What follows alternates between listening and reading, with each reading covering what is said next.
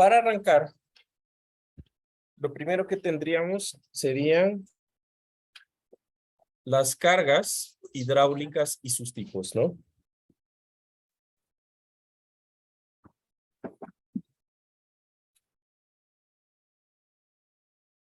En el Ashton la vamos a conocer como W sub A.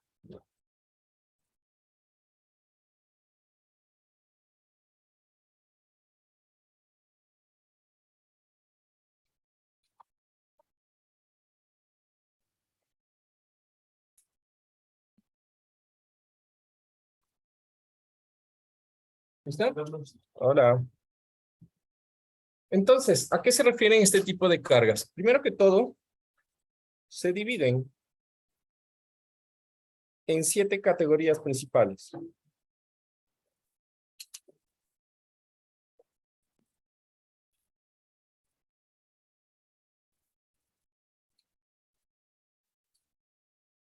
¿Listo? Hola. Y se producen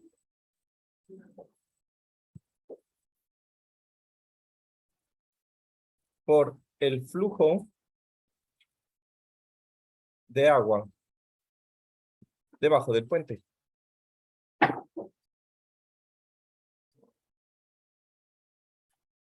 ¿Listo?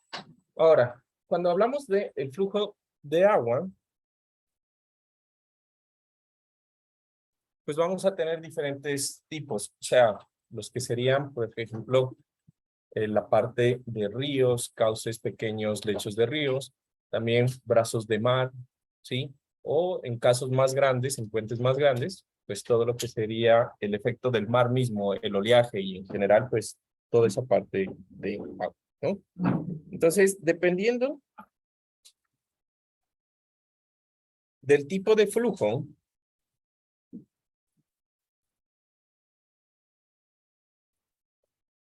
las cargas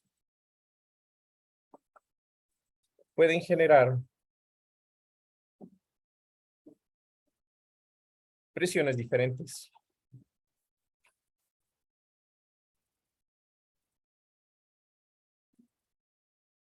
En los elementos de la subestructura.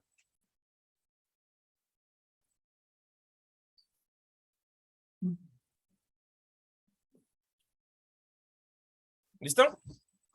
Entonces, antes de continuar, Alejandro está por aquí, ¿sí, no? Iván también. Cristian también. Ok. Entonces, primero, el primer tipo va a ser lo que es presión hidrostática.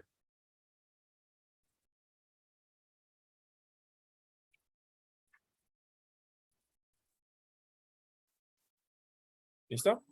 Entonces, digamos,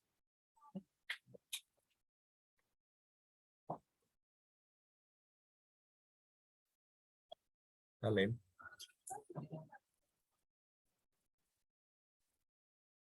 Cuando hablamos de la presión hidrostática, pues es las presiones que se generan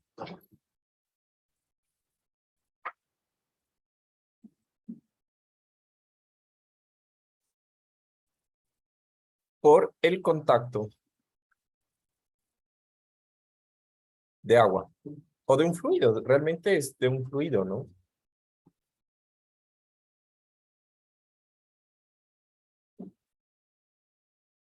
¿Listo? Entonces, ¿qué es lo que ustedes estudian en mecánica de fluidos? De hecho, son fluidos que están estáticos. Y eso es hidrostática, prácticamente, ¿no? Que ocurre, sí, sí. Y que su efecto, pues, básicamente, va a ser generar una distribución de presión que va a cambiar en función de la altura, ¿no? Entonces, vamos a describir aquí, cuando el fluido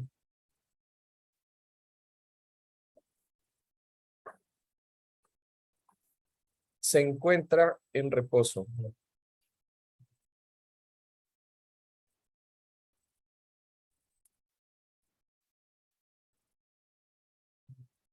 la distribución de presiones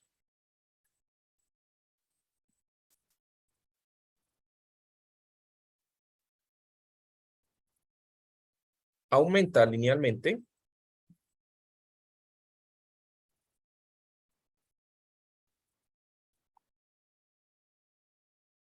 siendo 0 en el nivel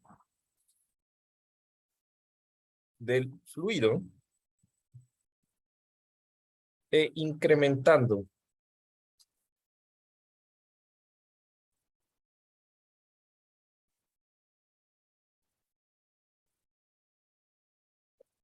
ahora en profundidad en función del peso específico de pues, del líquido, ¿no?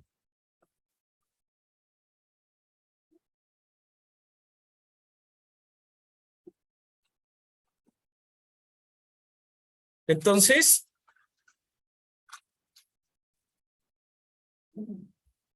¿qué vamos a tener nosotros? Por ejemplo, supónganse que ustedes tienen aquí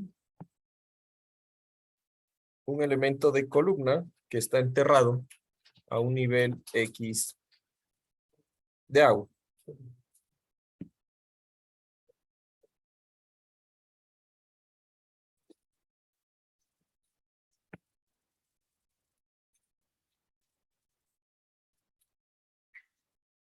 Entonces, desde el punto en donde está el agua, pues la presión va a ser 0, ¿verdad?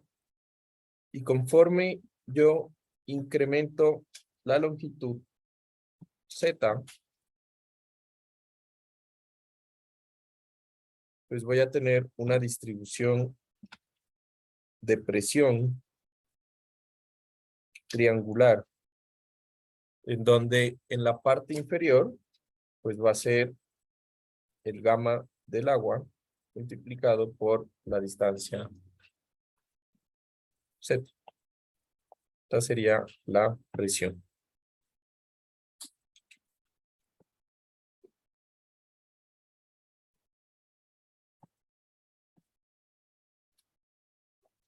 Ahora, si suponemos que aquí tenemos, por ejemplo, lo que sería un estribo, generalmente los estribos son elementos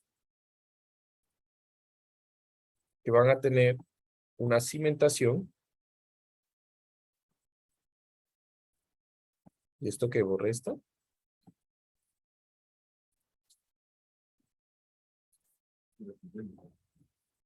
Los estribos van a tener una cimentación en la cual pues yo voy a tener aquí como una pequeña silla. Bueno, ahí está en escala, ¿no?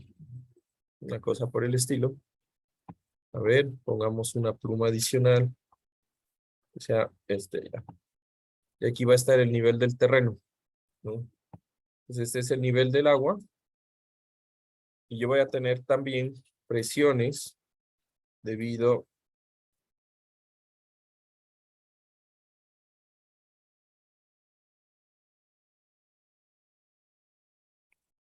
a este elemento de estribo que van a generarse en función de la altura Z en el estribo.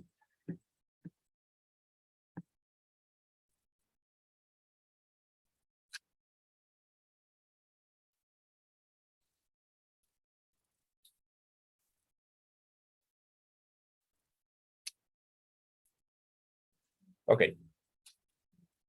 Entonces, pues básicamente nada raro, ¿no? En la parte de hidrostática, pues toda superficie que está en contacto con este líquido, pues va a tener una presión. Entonces, ¿esto en qué unidades está? Si yo multiplico un peso específico por una altura, me da en kilopascales o en unidades de presión, en PSI, lo que sea, ¿no? ¿Y cómo se distribuye? Pues en función del área en contacto y perpendicular al área de contacto. No es nada más raro que eso. ¿Listo? Ahora, ¿qué más tenemos nosotros? Claro, dime. Sí. Ujú. Sí, ahorita vamos a hablar un poquito de eso. Pero ¿qué es el empuje de buoyancy? Pues es flotación, ¿no? Sí, existe, pero es que va en otro sentido. Ahorita estamos hablando de hidrostática y digamos que no estamos considerando el hecho de que habría el desplazamiento del líquido, ¿no? Que sí existe, ¿sí? Pero por ahora vamos a decir solamente es la presión lateral. ¿Listo? De ahí tenemos lo que sería la presión de flujo.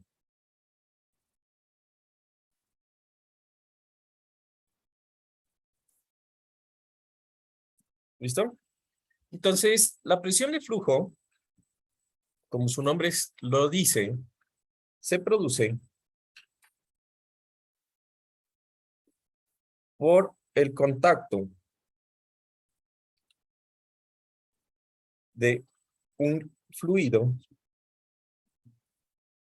a velocidad. O sea, está en movimiento, ¿sí o no? Es lo que generalmente pasa, básicamente, ¿no? Entonces, esta presión depende directamente de las propiedades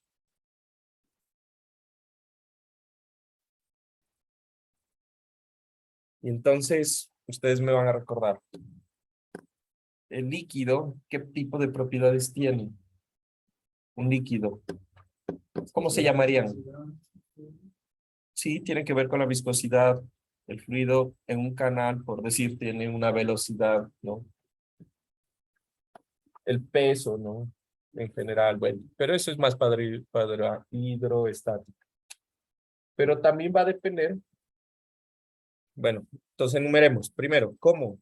Viscosidad, velocidad. Pero cuando un fluido golpea contra una superficie, también hay propiedades como el contacto del fluido con una superficie. ¿A qué me refiero? Pues si yo tengo un vidrio, por ejemplo, es más, el flujo a una misma velocidad pasa más fácil que si yo tengo un elemento de hormigón que es rugoso, ¿sí? Eso es una propiedad, ¿no? Entonces, propiedades como viscosidad, velocidad y el tipo de material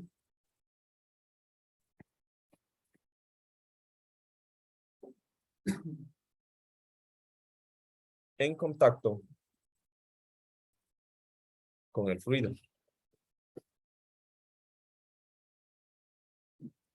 Por ejemplo, también va a depender mucho de qué es lo que contenga el fluido, ¿no? Entonces, una cosa es la viscosidad del agua, pero por ejemplo, si estamos hablando de un deslizamiento, que la viscosidad se mezcla con el hecho de que viene arrastrando al materiales, ¿no? Y ese tipo de cosas. Entonces, la presión se calcula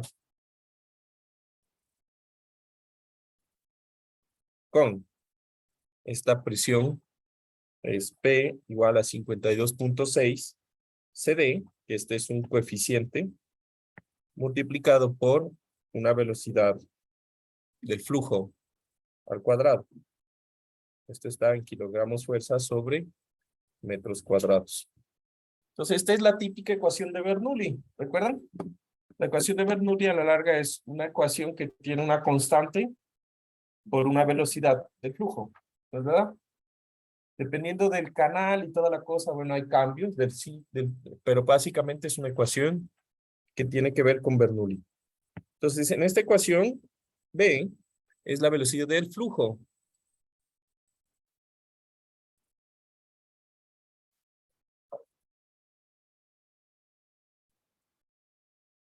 ¿Listo? Y entonces,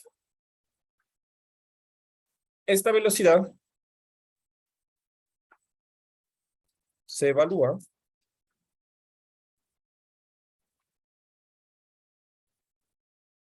para niveles de control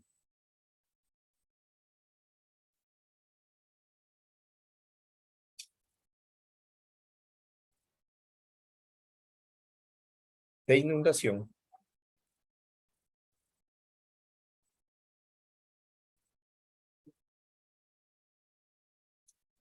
Y si fuera en unidad, en otras unidades, solamente. Cambia ese factor, ya no es 52.6. Pero, No la tengo ahorita. Pero ahorita vamos a hacer una actividad bastante interesante, ¿no? Inundación, a ver, se evalúa para niveles de control de inundación y para el nivel de inundación de diseño.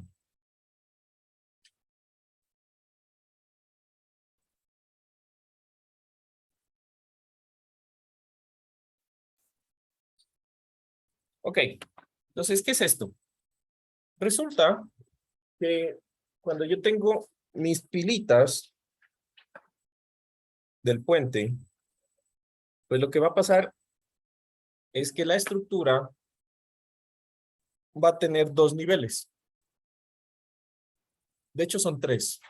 Un nivel de estiaje de agua, de flujo de agua. Entonces, los ríos, hay una temporada en el año que para todos es normal que se seca. De hecho, recientemente, pues estamos pasando el nivel de mínimo del volumen de agua. Y de hecho, no sé si es verdad, pero por ahí por Facebook, decían que en Estados Unidos, debido a la sequía tan impresionante, han encontrado huellas fósiles.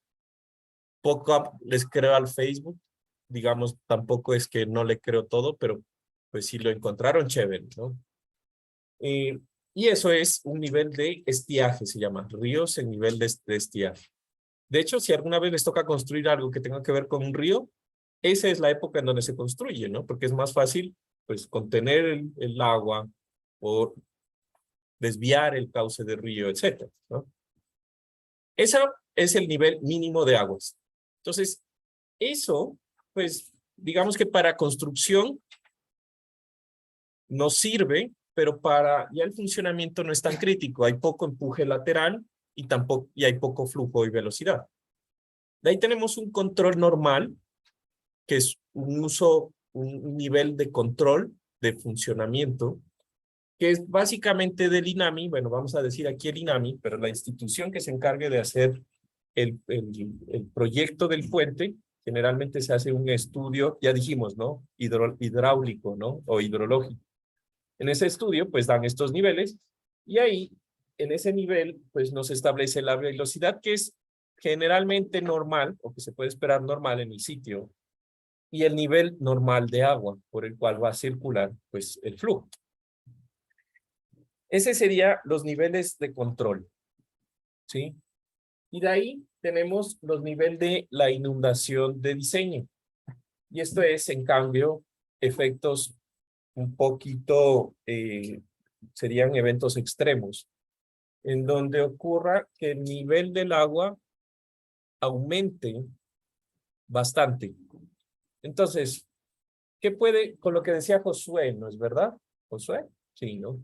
Con lo que preguntaba Josué, ¿cuál es el problema de ese tipo de cosas? Es que en el momento que yo tengo más agua, resulta que hay más porcentaje de la estructura que está enterrada. Y por lo tanto hay más efecto de empuje por flotación.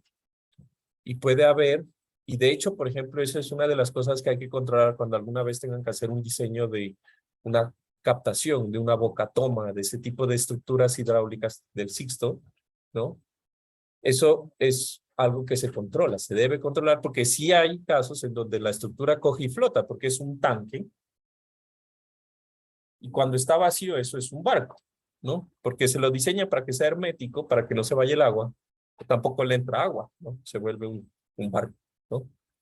Entonces, ese tipo de cosas hay que controlarla Y esos niveles, pues, nos los da el estudio hidrológico de nuestro proyecto. ¿Listo? Ahora, tenemos los coeficientes, el coeficiente C sub D, que es un coeficiente de arrastre.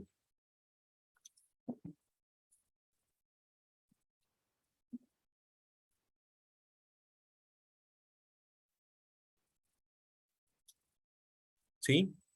Que es específico para pilas, o lo que nosotros comúnmente conocemos como columnas, ¿no?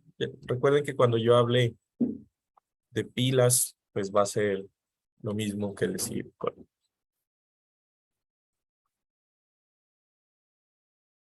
Y bueno, aquí está la tablita, pues con esos valores. ¿Ya se hizo pequeñito? Creo que no.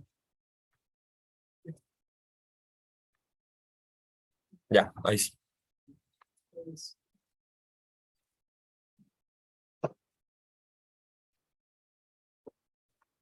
¿Listo? Entonces, esta tablita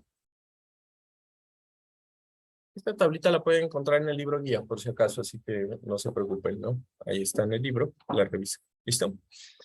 ¿Qué más tenemos? Lo que sería la carga lateral o presión de arrastre lateral.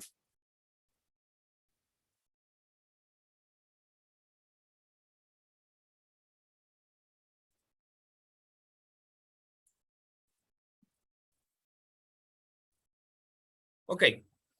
Entonces, esta presión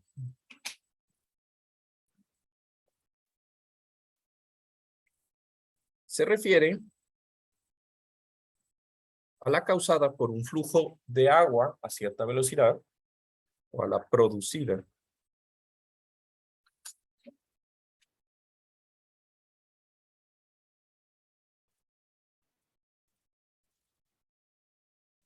Que circula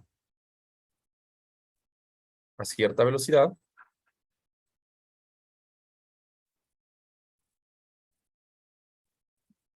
formando un ángulo con respecto de los elementos de la subestructura del puente.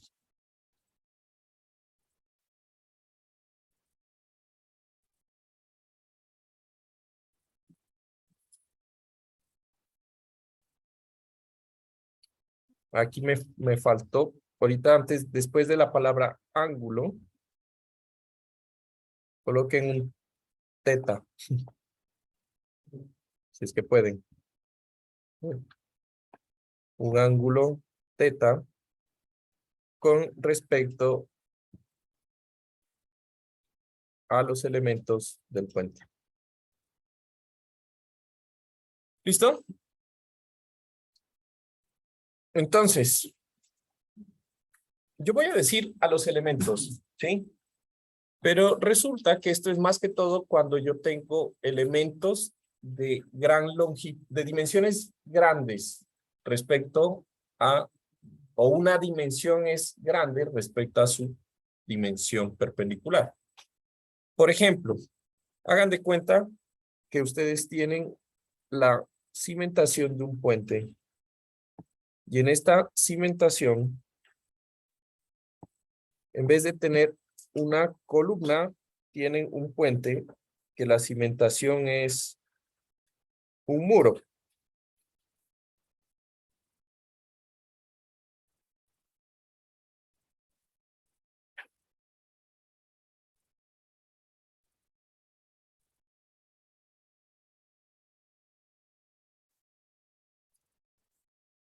¿Listo? Entonces, tengo el flujo de mi río o de mi cauce que está en este sentido, que va a ser mi flujo de agua.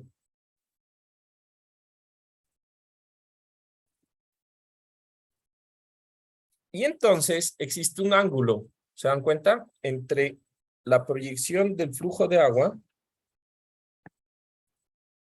y el eje longitudinal de mi elemento. Su ángulo teta. ¿Se cacha?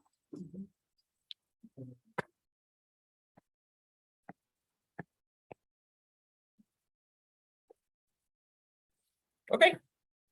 Entonces, ahí lo que va a pasar es que el agua va a empezar a contactar directo y va a arrastrar para poder seguir. Entonces, ustedes recuerdan por hidráulica de que en el momento en que yo tengo un elemento que está en contacto con un flujo, pues lo que va a pasar es que existe algo parecido a lo del viento, ¿no? En un lado golpea el flujo. El viento, de hecho, es un fluido, así que es exactamente lo que pasa con el viento. Entonces, el agua golpea aquí, genera una presión, pero detrás de él existe una turbulencia y una succión, y empieza a haber esa interacción, ¿no? Entonces, ese fenómeno, por cierto, ya me ensucié, es lo que estamos viendo en ese sistema, ¿listo? Entonces, ¿cómo se calcula?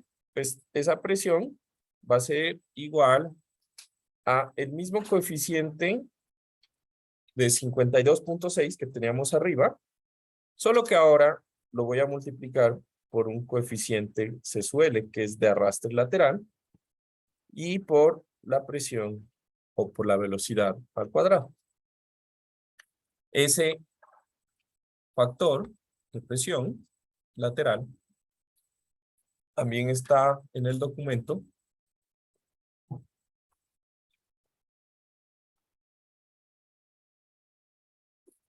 Esto es igual para kilogramos fuerza.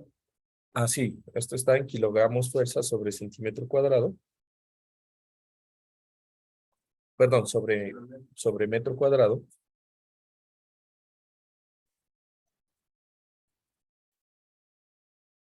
Y va a depender del ángulo que tenemos ahí. Entonces, si tenemos 0, o sea que el elemento va con el flujo, pues no hay presión. Y entre más grande sea ese valor, pues el coeficiente empieza a ser también más grande.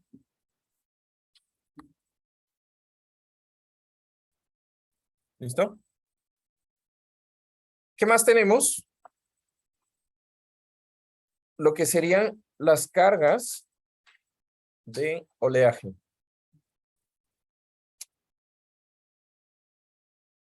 Entonces, obviamente, vamos a hablar de, o principalmente se analizan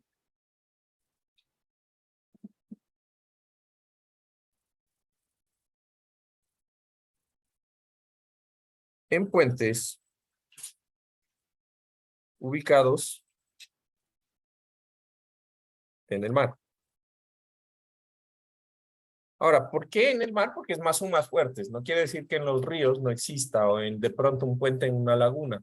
Las lagunas también tienen olas, ¿no? Que es más bien producidas por el viento de la misma laguna. Pero pues más el efecto va a ser más fuerte en puentes que estén ubicados pues en zonas de mar, ¿no?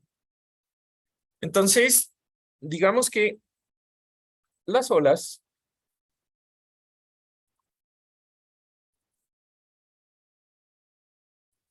producen, ¿sí? Un efecto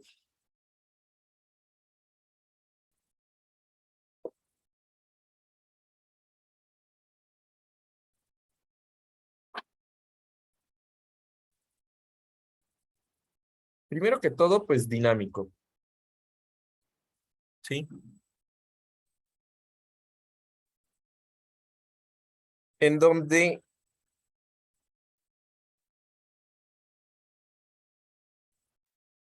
parte de la masa del agua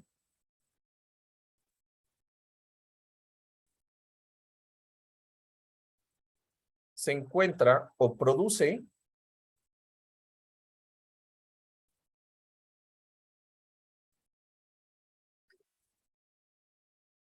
un efecto impulsivo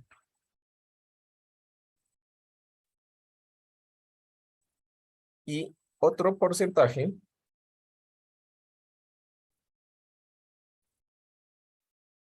un efecto convectivo.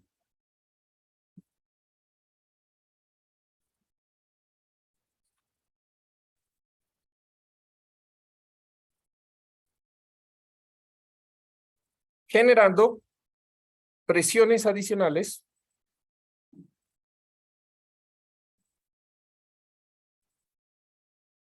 a la subestructura.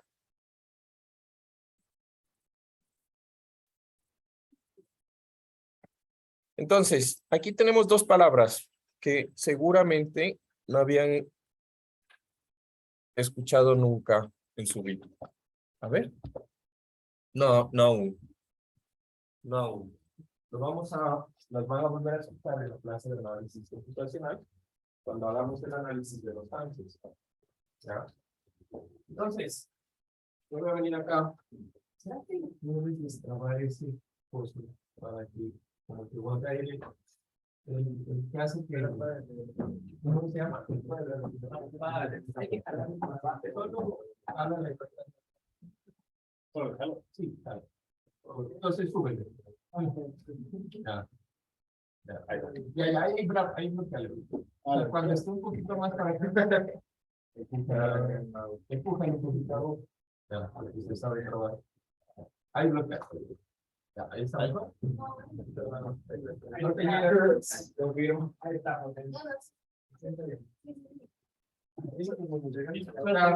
Trata de buscar un punto medio que ahí también vaya más en full calor.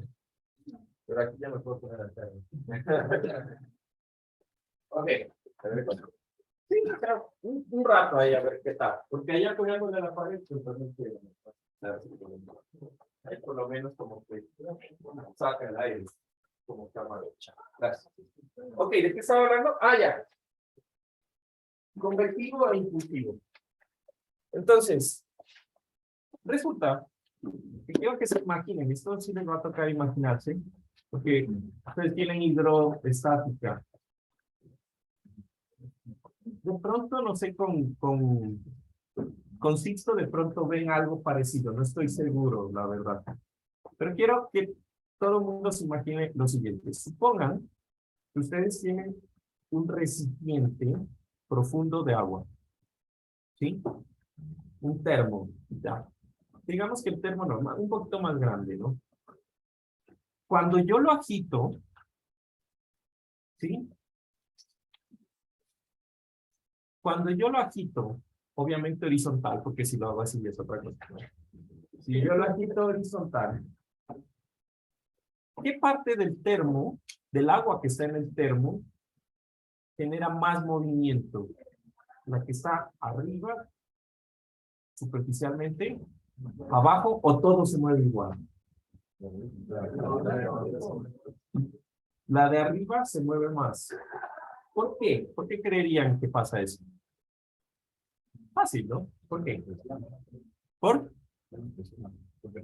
Porque arriba pues hay menos líquido que las aplaste, ¿no? Estamos de acuerdo que pues lo que esté abajo pues está confinado por un montón de columna de agua y pues es más difícil para ella desplazarse, ¿estamos? Entonces, ahora imagínense que ustedes tuvieran pegado una columna a la base de su recipiente. Entonces, eso mismo va a pasar en el agua. La parte superior genera, por la misma golpeteo de las olas, más movimiento, ¿sí? El agua es más libre de moverse. Mientras que en la parte de abajo, primero que todo, pues, ojo, estamos hablando del efecto de las olas, ¿no? En la parte de abajo el agua está más contenida y de hecho se mueve menos, ¿sí? Y se va a pegar más que todo a la estructura y se va a mover más como un todo en la columna. ¿Estamos de acuerdo? Entonces, el efecto impulsivo es la parte del efecto en donde hay turbulencia, donde la ola es libre de moverse. Y el convectivo es el fenómeno del agua que se pega a la estructura y que hace que, de hecho, se mueva con ella a baja velocidad. ¿Más o menos de cachar? ¿De lo imaginar? ¿Sí? Listo. Entonces, Este fenómeno es bien complejo. De hecho, más que en puentes, se estudia en muelles. ¿Sí? Es el mismo, pero pues la diferencia de un muelle es que, no sé si alguna vez han ido a un muelle, sí se entiende que es un muelle, ¿no? Entonces, ¿quién quiere decidirme qué es un muelle? Un puente, o sea, es lo mismo que un puente, pero la diferencia es que no conecta dos lugares diferentes. Solo es como que una sobresaliente sobre un cuerpo de agua. Una sobresaliente. ¿Sí? ¿Se parece a un puente? O sea, no parte estaba tranquila. Está pero por un montón de pies, ¿no? Entonces, eso pero chévere irnos a hacer una visita, ¿no? Porque creo que esas nunca se les ocurre, ¿no? No. La de los muelles es bastante interesante, pero digamos que en los muelles, bueno, haciendo un paréntesis, los muelles tienen una forma de diseñarse diferente. ¿Por qué? Porque pues cuando yo tengo el mar poco a poco va profundizándose. Entonces, las columnas del lado de la Tierra son cortas y son bien rígidas porque la longitud es baja, mientras que en el lado del agua, pues tienen que tener 13 metros para que alcance un buque de eso. Entonces, los muelles se mueven así cuando viene el ciclo, ¿no? Se mueven así y se torsionan, ¿verdad? Es bastante interesante. Y de hecho, se rompen en la parte rígida. Ahí es donde se rompen los muelles. Y hay un montón de investigaciones. Si alguna vez quieren hacer eso, es bastante chévere. Pero bueno, entonces, ahí se estudia más estos fenómenos. Por el mismo oleaje que generan los barcos. Imagínense un barco post-Panamá que llega y se golpea contra esa estructura, ¿no? Y todo el agua que desplaza, y todo el oleaje y todo eso. Entonces, eso es el fenómeno, ese es el efecto. ¿Listo? Entonces, ¿cómo lo vamos a, digamos, a analizar? Es bien complejo y dentro de la norma hay lineamientos, ¿sí? En donde el efecto hidrodinámico se los puede estimar con unas ciertas tablas. Ahorita vamos a hablar de esto, pero digamos que en general, para elementos de diámetros hasta 60 centímetros, el efecto del oleaje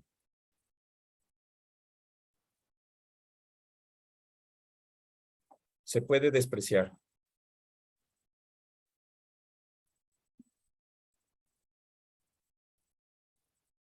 Ok, entonces, pequeñas estructuras, si alguna vez tienen que hacer pequeñas estructuras, hagan más columnas de menor diámetro hasta 60 centímetros, digamos que podrían despreciar el efecto del oleaje, ¿sí?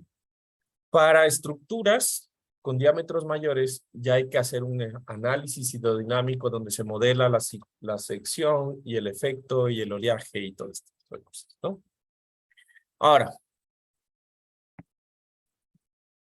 5 sería el empuje hidrodinámico.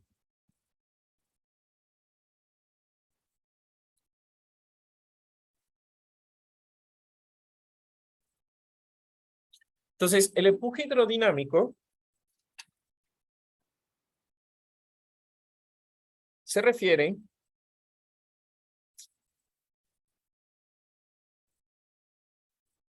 a las presiones producidas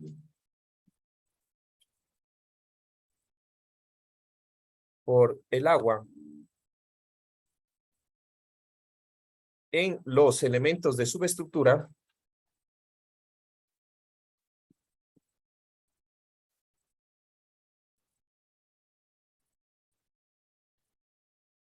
durante un evento sísmico.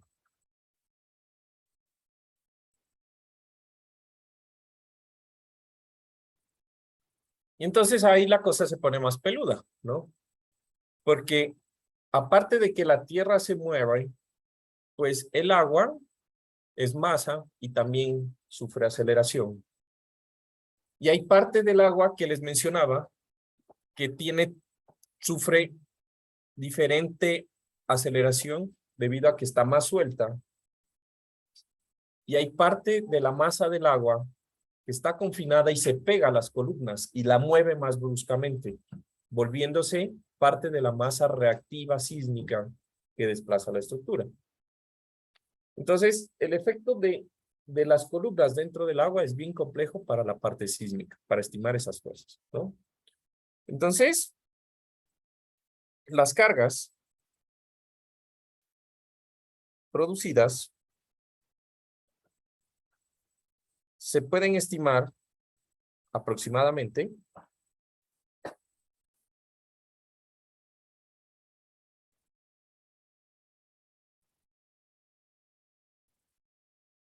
con las ecuaciones empíricas de Westergaard.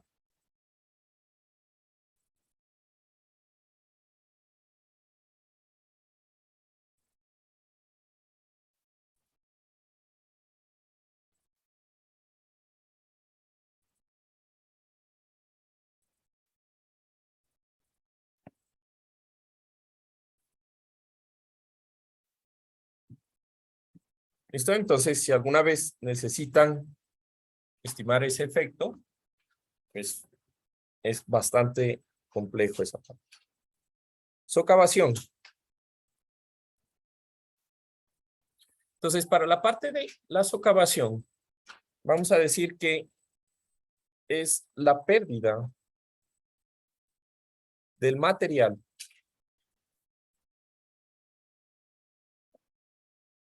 y en este caso vamos a decir que es el material granular de apoyo de la cimentación.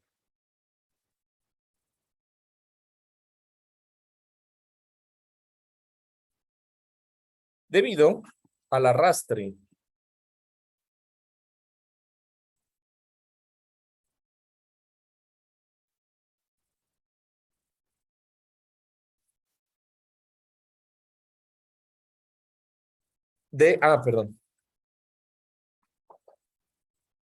del material o de los finos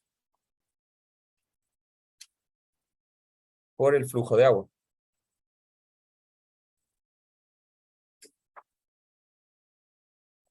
Entonces, esto es un problema.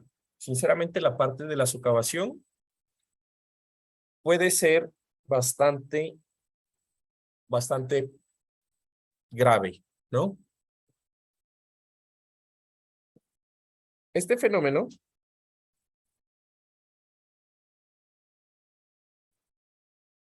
se debe garantizar, o se debe, sí, garantizar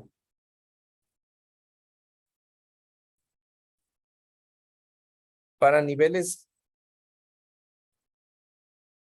de resistencia y servicio.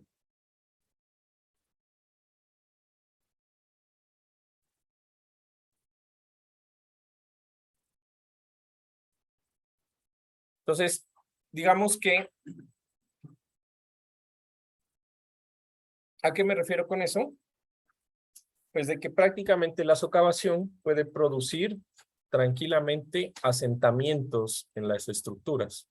En el momento en que yo tenga un estribo, por ejemplo, que pierde el apoyo, y lo que va a pasar es que el estribo coge y se sienta.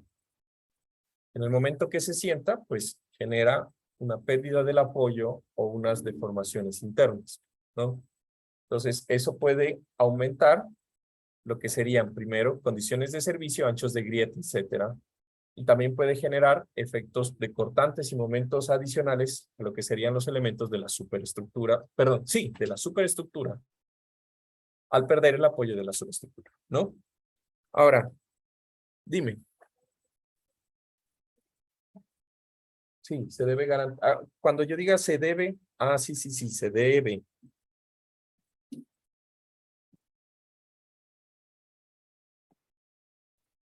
Se debe garantizar.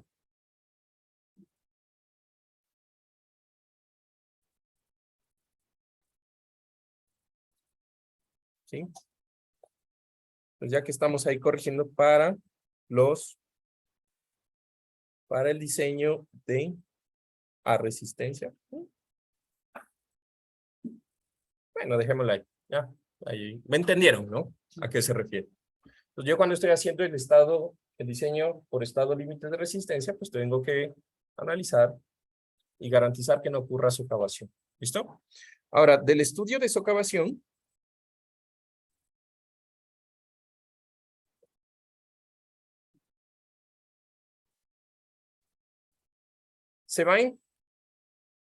se analizan, o no, se obtienen mejor, se obtienen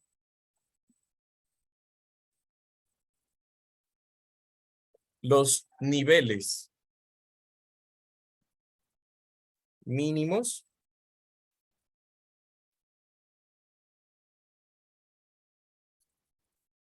de cimentación.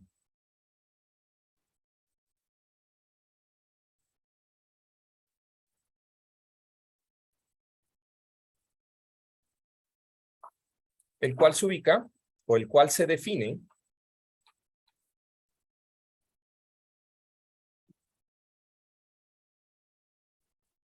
un metro por debajo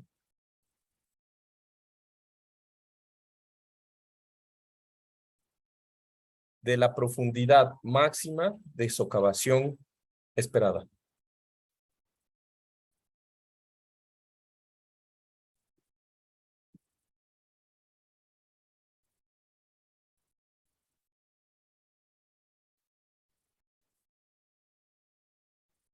Entonces, esto de la socavación es un problema serio, sinceramente, porque puede poner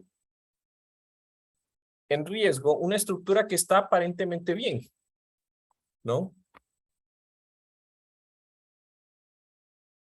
Como por ejemplo, estas que les voy a mostrar.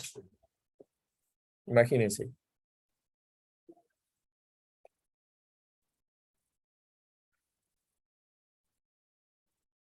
Se ve que la cimentación está literal en el aire, ¿no? Está literal en el aire. ¿Cómo se? Bueno, la imagen tampoco, ahí se ve pixelada, pero tampoco es que está tan buena. Pero la excavación lo que produce es que se arrastran los pinos, que hacen como de cohesión en la tierra, ¿no? Y en el momento que quedan pinos, pues quedan solamente rocas, y esas pues se van rodando y se quedan el elemento ahí, ¿no? Otra foto, por ejemplo.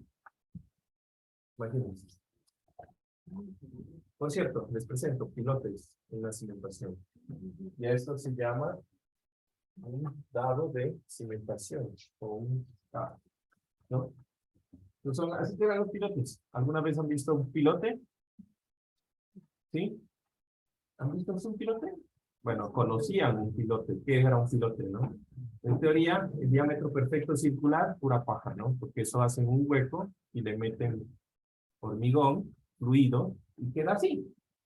Eso no es producto de la socavación, así queda un pilote cuando lo construimos, ¿no? Sinceramente, cuando lo desentierran, así se va a ver. Pero el resto es de que esto estaba enterrado, ¿no? Todo esto, que ya es un nivel grande, fíjense, prácticamente hay un metro, tal vez. Y la cimentación, pues, está en el aire. Ok, ¿se entendió qué es la socavación? Listo. Entonces, en este momento, dime. Ahí como se ve alguna mejora ya. En los estudios de hidráulicos, la idea es hacer obras que protegen las estructuras de la socavación. Entonces, por ejemplo, lo que yo hago es construir unas barreras para que impedir que el agua directamente golpee contra el material y los elementos cimentando. Entonces se va a socavar cerca de esos muros de protección. Pero bueno, esos son partes, ¿entiendes? No importa. ¿Sí? Lo otro es que la socavación se produce por altas velocidades de flujo. Entonces la velocidad aumenta cuando yo tengo un área más pequeña. Esto es por hidráulica, ¿no? Tengo la misma cantidad de agua, Q por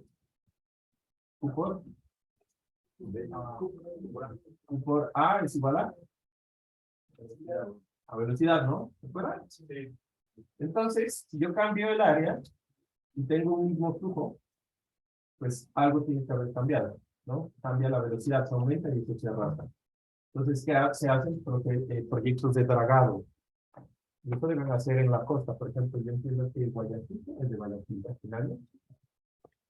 Generalmente siempre hay alguien de Guayaquil. En Guayaquil, esos son brazos, es un brazo de río, pero que de mar que entra allá, ¿verdad? No es mar directamente así, no es un caldo. Bueno, el hecho es de que se hacen proyectos de remediación por dragados, que es quitarle y aumentarle el canal al río. ¿Listo? Entonces, vamos a ver algo interesante. Resulta que ¿cuántas clases vamos con esta?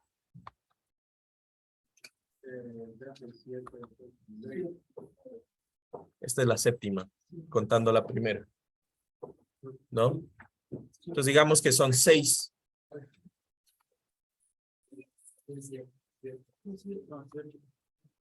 Esta es la séptima. A ver. Contando la primera presentación. Serían 8, sí. Ah, entonces serían 8. Ok. Listo. Quiero que saquen la norma. Saquen la norma.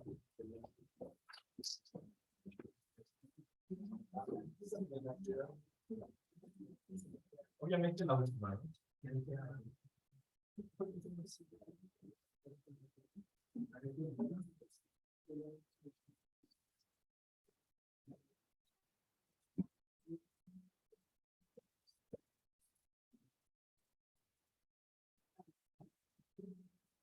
Obviamente no se vale descargarla ahorita, ¿no? En plan que los que tengan la norma.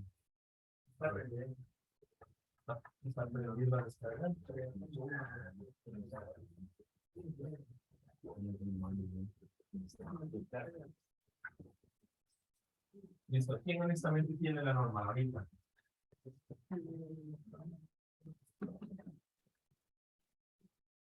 ¿Cuántos? A ver, levante bien la mano. Honestamente, la última norma, ¿no? Pero el reading design es sí, ¿no? Sí, ya, a ver. A ver. ¿Qué más? A ver, dice, a ver la versión, quiero ver. Ahí está. Ahora abajo. Nine. ¿Qué la tienes ahora en tu negro? Yo también lo tengo. No, tengo, pero nada. Ahorita la estás descargando. Todo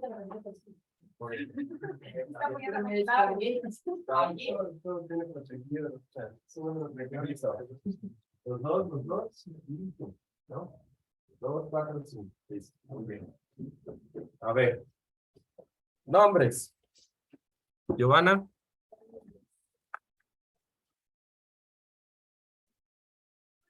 El otro es Juan.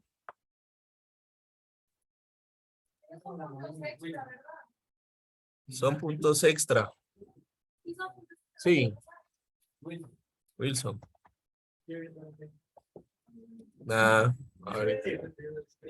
Cristian, ¿no?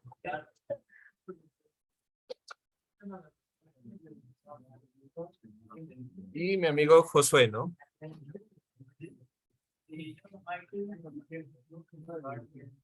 Tú también la ah, sí, Michael. Michael Lara, ¿no? Y a ver, 2, 4, 6. ¿Por qué me falta uno? Allá. Ok, listo. Entonces, quiero que ahorita en la clase, en este momento, les va a salir en el examen, lo más probable. Quiero que busquen en la norma y me hagan un diagrama de cómo se calcula la fuerza de viento en la superestructura W sub S según la norma y la W sub L. ¿Listo? Ahorita, en este momento de trabajo, ahorita entrar.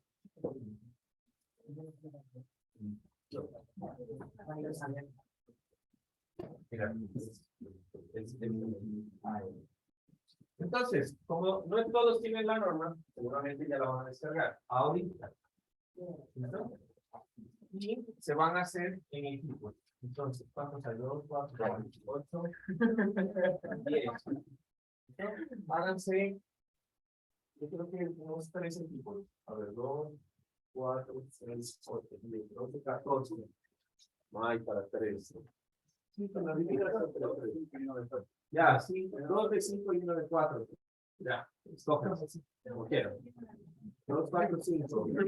Obviamente, pues, igual, la norma ya se me comienza a descargar. Aquí hagan sus amigos, y se conocen, y se ponen. Aquí van a trabajar.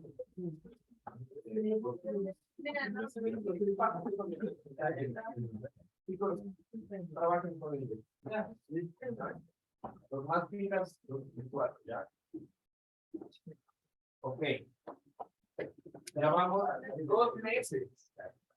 2 meses. Tienen la norma. 2 meses. 8 clases.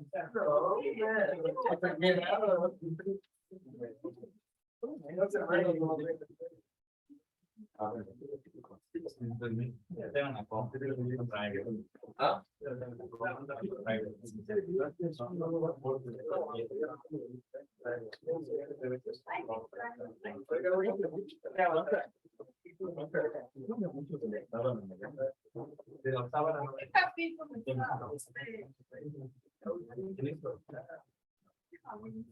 Está en el capítulo 3. El capítulo 3 de la norma, esto es cargas. Ahí, dentro del capítulo 3 está, ahí sí tendría que mirarlo. 3 algo. En el capítulo 3.8.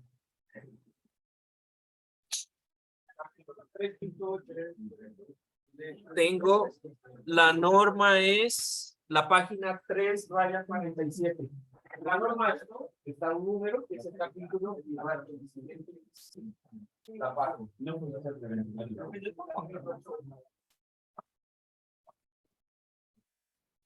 Eso.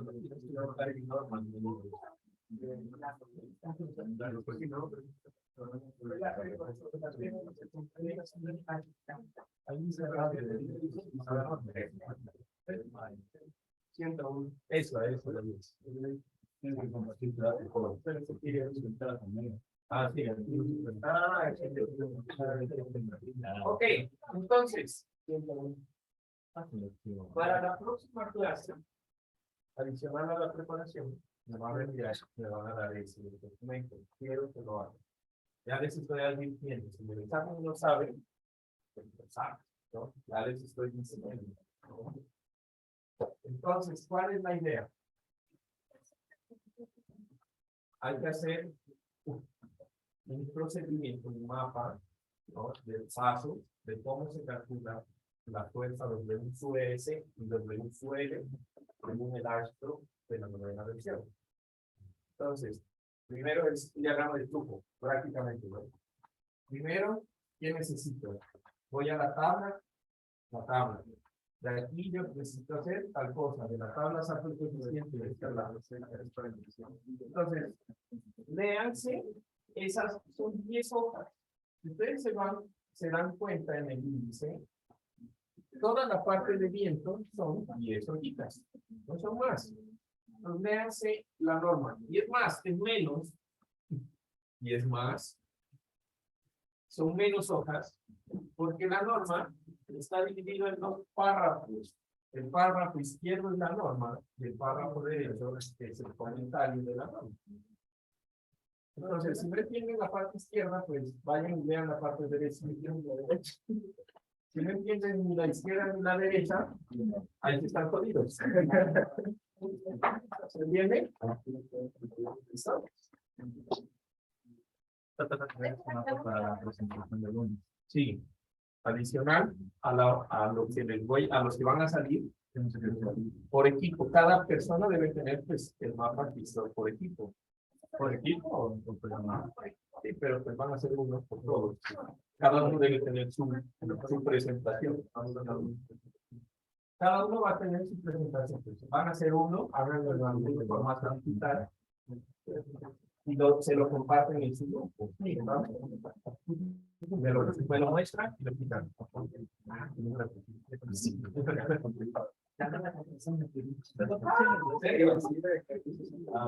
Solo que no me importaba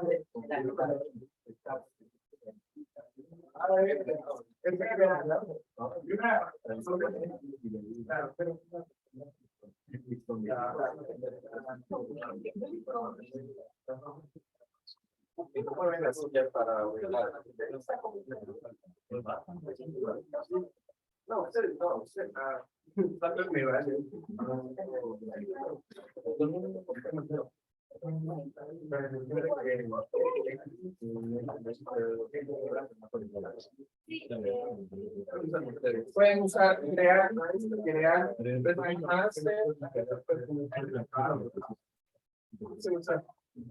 crear ya yo, pero no me acuerdo.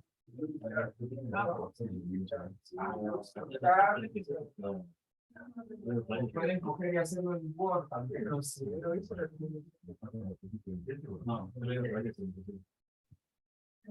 cargando la norma.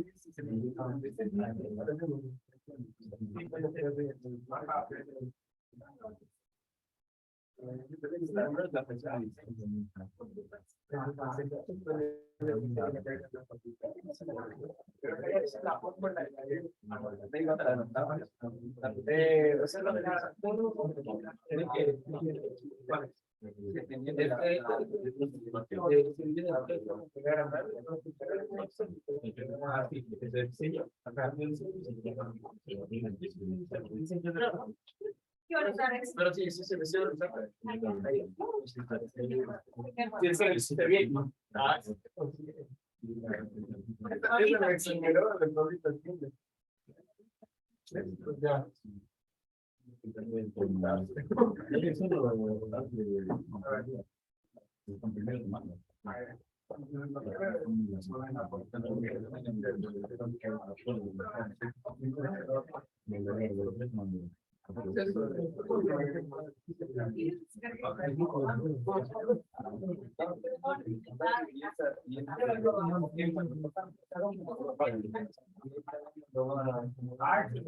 Bueno, chicos, pónganme atención entonces para que quede claro, ¿listo? La idea es hacer un diagrama de flujo de cómo se calculan las fuerzas W sub S y W sub L según la norma, el capítulo 3 del ASH. ¿Listo? Eso lo van a presentar las personas que les toque la próxima semana, pues la van a presentar en su preparación. ¿Listo? Por equipos, hagan uno, se lo comparten digitalmente y lo presentan. ¿Listo? Esto va a entrar en el examen. No quiere decir que van a tener una pregunta, como son preguntas aleatorias, pueden haber preguntas de diseño de la parte de viento, así que deben saber. ¿Listo? Tengan en cuenta eso, lo van a hacer muy bien. Si tienen preguntas, pues me preguntan antes del examen, obviamente, ¿no? O sea, en el examen me olvido. De diseño. De calcular la fuerza de viento. Ah, eso es lo más seguro, es que tal vez quién sabe. Claro. Es acerca de esto que tienes que hacer. Claro. Claro. Es una pregunta práctica. ¿Listo? Ok. Voy a cerrar el Zoom. ¿Estamos de acuerdo? Porque de aquí vamos a terminar con esta actividad. ¿Listo? No creo